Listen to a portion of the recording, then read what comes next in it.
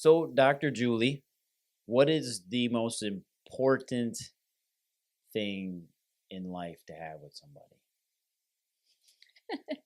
Chocolate. Cho- chocolate. Yeah, Communication? communication's key. Communication leads into all Connection? this connection. What about relationships?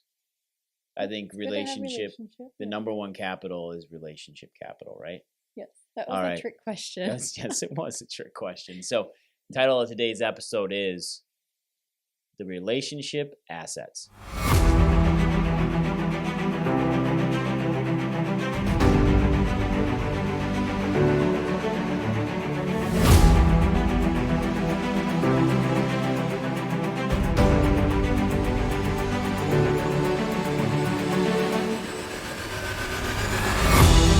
Hey, everybody. Welcome back to the Prime Podcast. I have got my awesome co-host with me today, Dr. Julie Weiss, the BDC certified coach.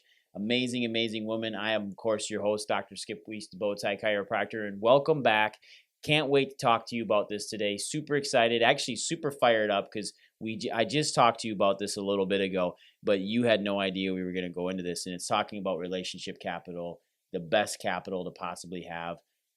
They talk about this all the time in Black Diamond Club. In fact, I just got back from an amazing dinner with Dr. Sean Dill, David Meltzer, and about 70 high caliber business professionals, just absolutely phenomenal down in Indianapolis. I can tell you right now, if you have a chance to get to a Black Diamond Club event or a mastermind with David Meltzer and Dr. Sean Dill and Dr. Lacey Book, you absolutely need to get there. I don't think there is any money better well spent than taking time and being part of these. Would you agree? I would agree. Yeah, and they're life changing. They were back in December. The one coming up in Scotland here, literally 2 weeks from now, is going to be amazing at Kinross Castle. We're going to be there spending days with David Meltzer, Sean Dill, Lacey Book, the Black Diamond Club, and just pouring into these masterminds so we can make ourselves better.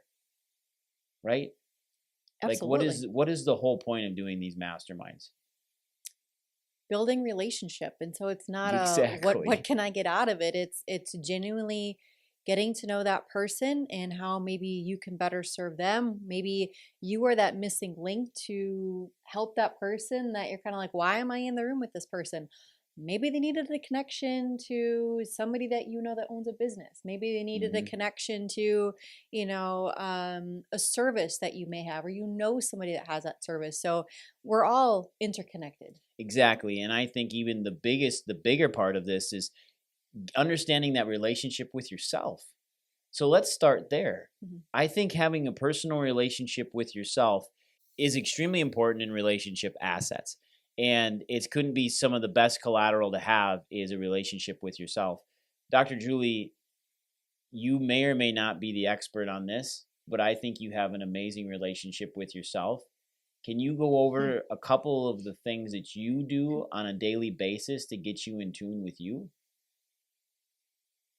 Well, when I wake up in the morning, which I don't like it to be too early. No, you don't. No. No. But instead of immediately getting out of bed, I will rouse myself, right? I'll kind of wake up, but I immediately say thank you. I thank you for, I say thank you for the rest that I had, that we made it through the night. Grateful for, okay, we have another day. Mm-hmm. So I try to be really cognizant that that's how I'm waking up. The same thing that I'm saying thank you when I go to bed. But I'm also looking ahead to see, okay, who am I in touch with for that day? Do I have any meetings? Are there patients on the schedule? How can I best impact those people? But then also realizing, okay, in between all of that, here are the things that I need to do today to make my day go how I need it to. Okay. So if that is, I'm trying to be better at, taking 15 minutes here or there. If that's opening my Bible, if that's, reading a little something that's uplifting, if that's an affirmation, if that is literally just zoning out for a little bit. But that's where I'm trying to be really intentional with that time, so then I can really focus on me as well. So then I can be that relationship to somebody else that may need something. Yes. And putting yourself first is absolutely key, because if you're not happy with yourself, the way you look, the way you feel, the way you are on the inside completely reflects how you are on the outside. We talk about this a lot. It's another concept that Sean and Lacey talk about a lot too, is mirror, mirror. Is generally if you have business problems, you have relationship problems. Generally, if you have internal issue problems with yourself, the relationship with your spouse is going to be bad as well. I think it's amazing that you say thank you every day to God for your day. I do the same thing when I go to bed at night and when I wake up. I thank God for my day, and I thank Him for the lessons He's going to teach me that day and teach me how to be a better person, better man, better father, better dad, better spouse for you. But more importantly is having that internal structure with myself, being able to actually forgive myself for the shortcomings that I may have had in my mind the day before, where I maybe wasn't the best dad in my mind. Maybe I wasn't the best spouse in my mind. Maybe I wasn't the best friend in my mind, the way that I thought about somebody.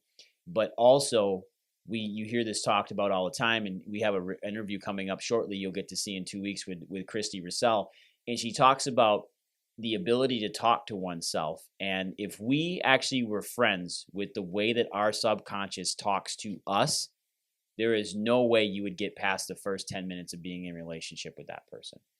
We are the most critical of ourselves. We are the most hypercritical because we always strive to be like the other person when really we need to strive to be like ourselves and really put ourselves first and make sure that we are happy with who we are.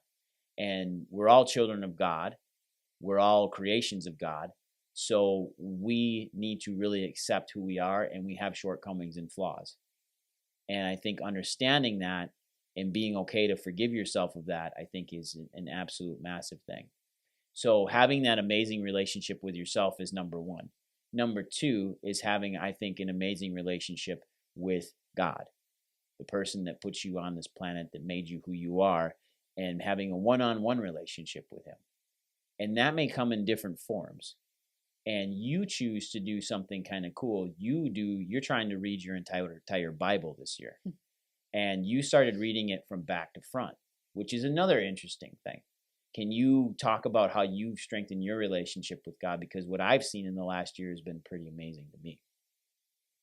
With reading the Bible? Well, that and Bible and just your relationship in general. Well, I think it's important because sometimes if we don't have a foundation, or we think we have a foundation, but then like it's a repeating topic that we're always going to come back to is that time management, and what's our sole purpose. And so if we really like get rid of all the other things that are happening in our environment and we just focus on, okay, what is my one task? What is my one job? But also what makes me happy? Lots of those things that we are staying busy with and those tasks are extra things and extra pressures that we put on ourselves. So if we step back and just realize, okay, I only need to do this one thing, that just opens up the door to so much more possibility. And it also brings the calm. But having that foundation, so for me, if it's the quiet time, if it's for me finding time to read a book, if that's for me to, dive into the Bible, to have those goals, to be able to finish something or get to a certain point, that's what keeps me in alignment with my bigger purpose and what my mission is. And every time that I feel like I'm straying or there's extra stress, when I go back to reflect, or then maybe there's a song on in the car, it allows you to reflect of, oh yeah, all those other things don't matter. It comes back to my relationship with myself first, and then to you, and then to the kids, and then to everybody else. But if you don't take care of yourself first, right, who's going to get anything that's left over? Right. So let me go back and ask you the question that I asked. So how are you actually strengthening your relationship with God? Going through reading my Bible, going through all of the study questions that come with it, and being present in church. Yeah, I think that was, thanks. That was awesome because where you went was perfect and you got ahead of me, which is going to happen. So you got ahead of me with your systems and what you do because you're really, really good at that. And you covered that so well. I just wanted to reiterate kind of what you do because it's actually something that I look up to because I've yet to read my entire Bible in a year or even attempt to. I look at more study tracks and what I have on the Bible app on my phone, or in my daily devotional, which kind of repeats itself twice a year. It's how the book's laid out. Um, but yes, it's inspiring, and I really appreciate what you do with that and how you lead by example with me and for the kids.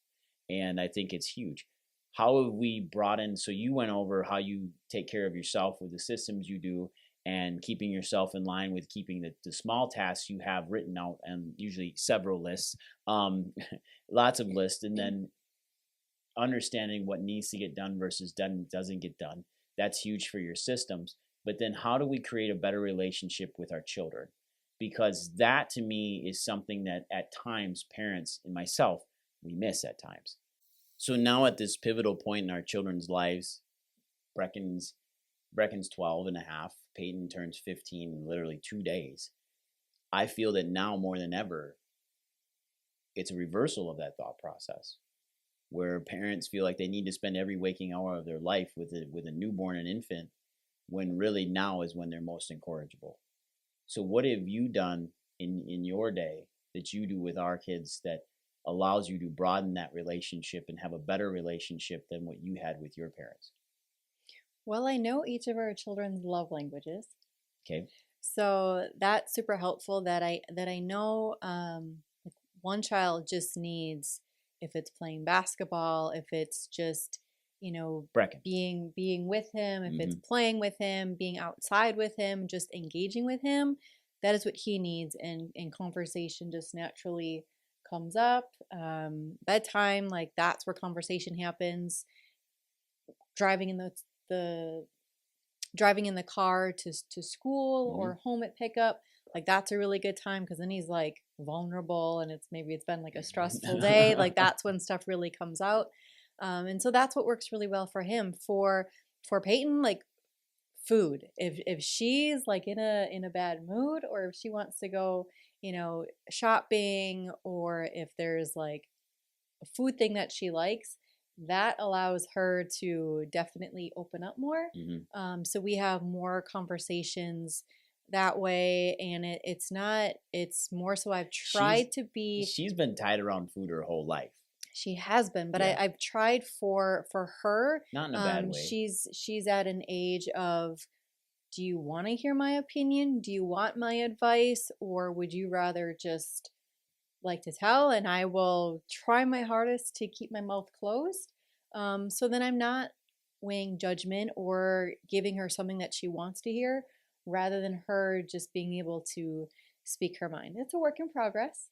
But I think that as we, and it's more the one-on-one time, Mhm. the more that we have of that, and she's maturing, and we've raised our kids to always be very open and to speak for themselves.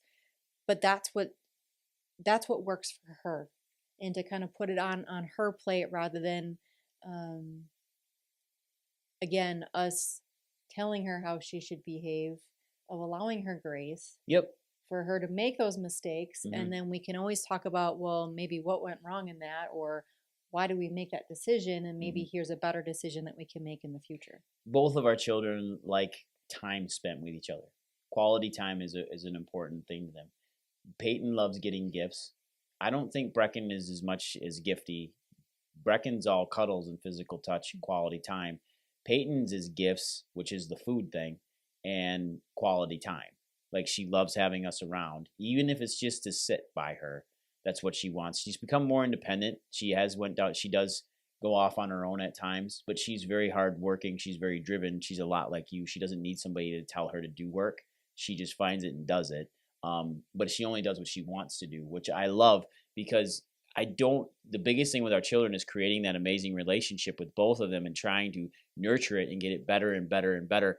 Is you always see these things where people are like, yeah, my kid tells me everything. Some children aren't like that. They aren't going to tell you everything, but you have to give them windows to be able to tell you everything. Or you think they're telling you everything, When and they're really not. oversharing of so many other things. Yep. And because it feels like you have that conversation, and then you Mhm. just start to assume things, and then you're missing maybe a big void. part of what's actually unsaid. Yeah, and I find that having time with each of them has allowed me to build a really good relationship with both of them, understanding them both.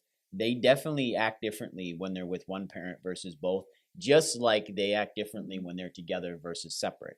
It's totally different. When you're gone and I'm with them, the dynamic is different. When I'm gone and you're with them, I Absolutely. know the dynamic is different, and that's okay. But it allows us to be very nuclear with each other, but have that dynamic in our family where we can work off of each other, and our kids do voice their opinions, and spending time with them and listening to their opinions and watching them become adults, watching them being able to ask critical questions, critically think about things, sit back and listen to people that they're around that I never got a chance to be around at the success level that these people are at, and to listen to what they do and how their mannerisms and they communicate.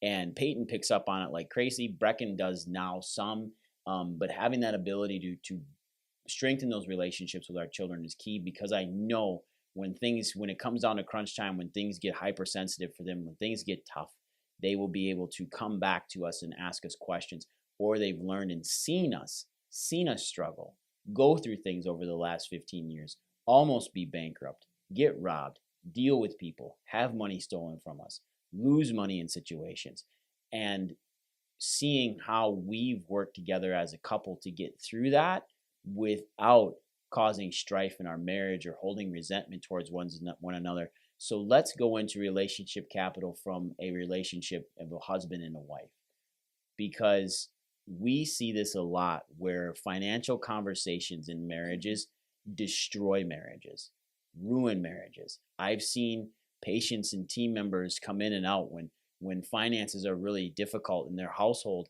and there's no conversation had. I find financial conversations are the easiest conversations to have, because they are very black and white, numbers related. There's emotional aspects attached to somebody wanting to buy something, but when it comes right down to it, Money is the can we money. or can't we? Can we or can we not buy this? Correct. It's a tangible number. Yes. So you know what that number is, and I think that could be back to maybe how a relationship maybe started. Of, did you know that maybe your spouse had a bankruptcy, or do you know all the credit card debt that's maybe coming with that marriage? And so that's communication, that relationship, understanding. That doesn't mean that that person's a bad person or you shouldn't, get married for those reasons, but having that conversation around it. Because if the two of you can work on it together, that's only going to strengthen that relationship. But if we're hiding things on the outside, or if we're not fully upfront with, financials, hiding money is a big thing. That's a red flag.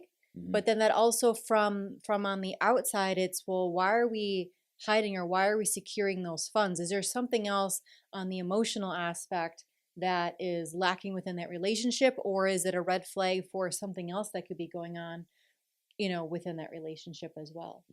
It's a trust issue. I think it comes down to trust and being able to trust one another and understand. And it's also a possessions type thing, because I see it a lot in marriages where one spouse has money and the other spouse has their money, and they don't let them commingle, which doesn't make any sense. It would make more money. Well, it doesn't, right. It needs to work. That's the compounding interest of money. Like, you need to understand how that energy works and flows as well. It's better off to have it together and work together as a whole than have it singly off to the side.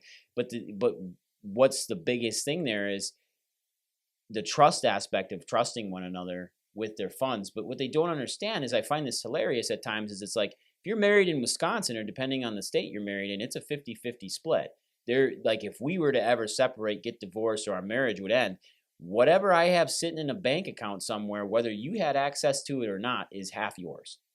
Period. End of discussion. So why is it not together, where we can have a healthy relationship about our money, talk with it? And I think people also have a scarcity behind it. This is why David Ramsey stuff doesn't work, is because it teaches people to basically try to shrink their way to wealth in a full lack mindset of, I can't afford this, I can't afford that, I can't do this, I can't do that. And yes, is it good advice to avoid credit card debt? Yeah, absolutely. Anybody and their brother could tell you to avoid credit card debt. Like, that makes sense. But that thought process of, I can't do this, I can't do that, that's not an uplifting, that's not a positive. We need to have positives come out. So it could just be not right now. Yeah, we're not there yet. Yes. Yet is the key. We're just not at that level yet. We're not going to purchase that car at this time. yet. It doesn't have to be a no. Yeah, you can't have this. That doesn't work in our household. It doesn't work. Compromise works all the time. And we have some amazing mentors that we've seen their marriages and we've seen how strong their marriages are and we've seen how they work. We've also seen it where there's a tremendous stress in that marriage where finances, the minute it's brought up, you feel the room completely polarize because one person wants something, the other person doesn't.